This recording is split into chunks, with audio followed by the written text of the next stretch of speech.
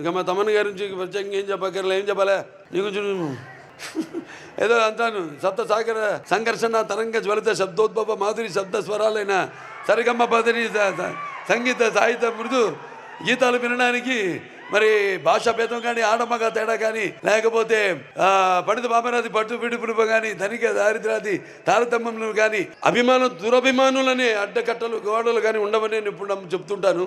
అలాగే శ్రీకృష్ణుడి వేణు గానానికి ఆవుల మందం గోవుల మందం మేపు మాని మోకరిలైనవి. అలాగే నేటికి నాదస్వర సంగీతానికి నాగపాములు పడగలు ఎత్తి ఆడడం చూస్తున్నాం. అంటే సంగీతంతో హిట్ అయితే సినిమా సగం హిట్ అయినట్టే. సంగీతం హిట్ అయితే ఈయన సినిమాలు హిట్ అవడం కాదు, బ్లాస్ట్ అవుతున్నాయి.